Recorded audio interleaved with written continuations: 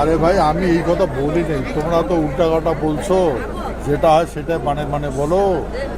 আমি বলছি 2024 সনে, হ্যাঁ 24 সনে ভারতের প্রধানমন্ত্রী ওই রাসমালা মাঠে আসছিল, সেই অনুষ্ঠানে আমি ছিলাম।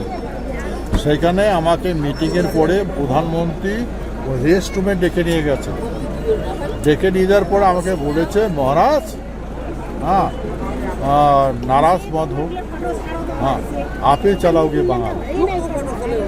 বুঝছেন, আমি বলেছি না প্রধানমন্ত্রী বলেছি? আমি কি মিথ্যা কথা বলি? সেই কথা বলছি। কিন্তু কথা হলো এই, তারপরে যতগুলো লোক আছে আমার বিরুদ্ধে যা প্রোপাগান্ডা করেছে, হ্যাঁ সেটা কল্পনার অতীত।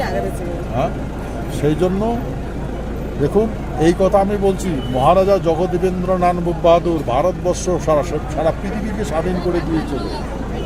বলেন, আজকে যদি মহারাজাকে ভারত সম্রাট বানানো হতো, তাহলে না আজকে হিন্দুস্তান হতো না পাকিস্তান হতো। আর যেগুলো বিরোধ করেছে তারে মা বোনদের, কোটি কোটি মা বোনদের ইজ্জত গেছে। হ্যাঁ, এদের দূরদর্শিতা আছে। আর আমার মহারাজাকে নিজের প্যালেসে থাকতে দেয় নাই, ইলেকট্রিক কাটে দিছে, জল কাটে দিছে। বুঝছেন, মহারাজা যে সারা পৃথিবীকে স্বাধীন করে দিল, সমস্ত পৃথিবীর দেশ। আচ্ছা তোমরা চিন্তা করে দেখো, মহাত্মা গান্ধী নেহরুর আন্দোলনে ভারতবর্ষ স্বাধীন হয়েছে, বাকি রাষ্ট্রগুলো কেউ স্বাধীন হলো? মানে কোন মহাত্মা গান্ধী ছিল, কোন নেহরু ছিল? ওই জন্য আমার মহারাজা চার্টার অফ অ্যাক্ট যুদ্ধ করার পরে, নানের সাথে যুদ্ধ করার পরে হিটলার এবং আজাদিন ফৌজকে ডিস্ট্রয় করেছে। হ্যাঁ, এই আজাদিন ফৌজ নেতাদের বাপের তাগত আছে নাকি অর্গানাইজ করে ফৌজ বানায়? সব ভারত ব্রিটিশের সৈন্যটা, ব্রিটিশের সৈন্য। স্যার বলছো শোনো, ব্রিটিশের সৈন্যকে জার্মান নিয়ে গেছে বন্দি বানায়, আর সেই জার্মানে নেতাজিকে দিছে, আর নেতাজি সেটাকে অপব্যবহার করেছে। বলেন, কিন্তু আমাদের পূর্বপুরুষে মহারাজা জগদীবেন্দ্রনাথ বাহাদুর কোনো আজাদিন ফৌজকে দণ্ড দেয় নাই। আজকে যদি আমি গভর্নমেন্টের বিরুদ্ধে একটা পিস্তল দেখাই, আমাকে এনকাউন্টার করবে কিনা বলেন? তা ব্রিটিশের শাসন ছিল, তা ব্রিটিশের যখন শাসন ছিল, তা ব্রিটিশদের শাসন ছেড়ে চলে যায় নাই।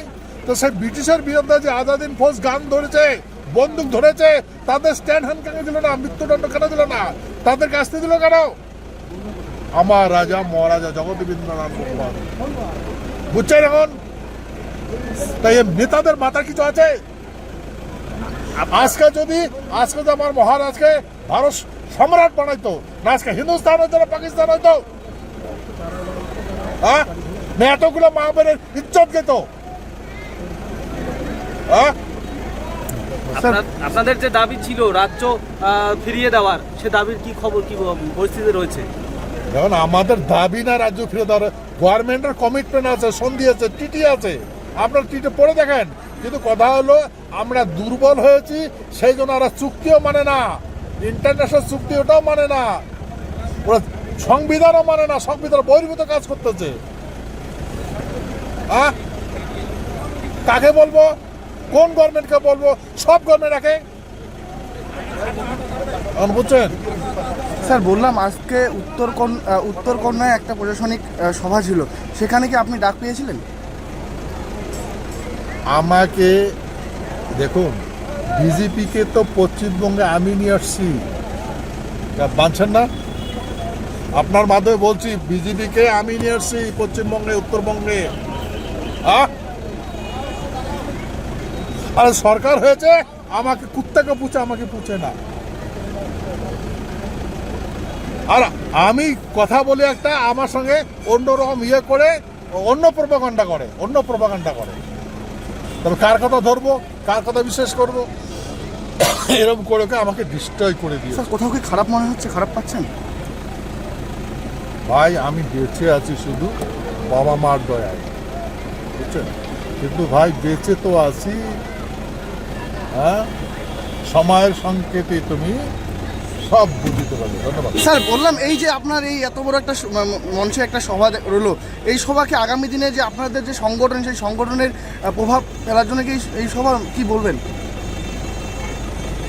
দেখুন, আমাদের লোকরা রাষ্ট্র কী জিনিস বুঝে না, সংবিধান কী জিনিস বুঝে না, কৃষ্টি কালচার কী জিনিস বুঝে না, ভাষা কী সেটা বুঝে না, খাদ্য প্রণালী কী বুঝে না, হ্যাঁ, কোনটা অ্যাভয়েড করতে হয়, কোনটা খাইতে হয়, কোনটা প্রোডাকশন করতে হয় জানি না। মানুষের বুদ্ধি ধরে সব শেষ হয়ে গেছে, মস্তিষ্ক বিকৃত হয়ে গেছে। সেই জন্য এখন এটা নিয়ম এরকম। এই স্বাধীনতার পরে থেকে দেখলাম ইয়ং জেনারেশনকে মাতাল বানাও, সুস্থ মস্তিষ্ক চিন্তা করা মানা করো, হ্যাঁ, আর ডিস্ট্রয় করো, ওইটাই হচ্ছে।